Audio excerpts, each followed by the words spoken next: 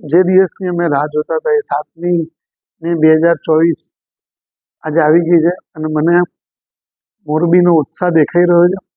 મેં સવારે 5:30 થી 8:30 સુધીમાં 32 જેટલા મતદાન મથકોની મુલાકાત લીધી અને લોકો વોટ આપવા માટે ઉમટી પડેલ છે.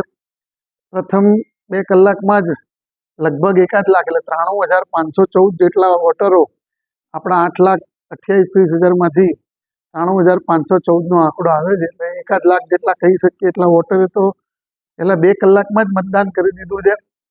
આપના માધ્યમથી હું આભાર માનીશ અમેરિકાથી સ્પેશિયલ મતદાન કરાવવા આવેલા પ્રશાંતભાઈનો, ઈનાબેન પંડ્યાનો. ઈનાબેન પંડ્યાએ ઓપરેશન કરાવ્યું, ખૂબ દુખાવો હોવા છતાં પણ પોતાનો વોટ આપવા માટે મતદાન મથકે ગયા વોટ આપ્યો.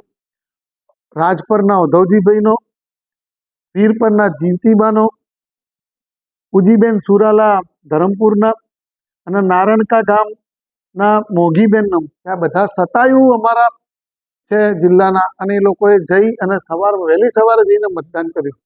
ઘણા બધા અમારા સિનિયર સિટીઝને વોટ કર્યો છે, તમામનો આભાર.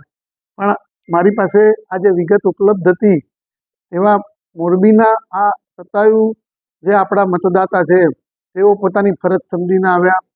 બેન ઈનાબેન પોતાનો દુખાવો હોવા છતાં હમણાં જ ઓપરેશન કર્યું છતાં પણ પોતાની ફરજ બજાવી.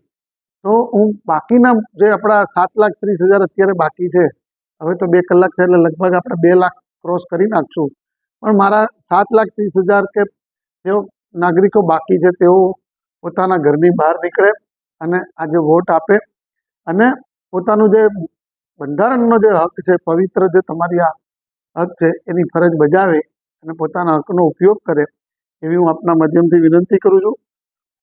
સવારે મોકપોલ દરમિયાન 3 BU, 8 CU અને 8 VVPATમાં ખામી સર્જાતા આપણે જે તે સમયે જ બદલ્યા હતા, જેથી મતદાનને એના બાબતની કોઈ અસર પહોંચી નથી. અને અત્યારે તો અમારી પાસે કોઈ ફરિયાદ નથી આવતી, પણ એવી રજૂઆત આવી રહી છે કે સાહેબ લાઈનો બહુ છે, કામ જલ્દી કરાવો.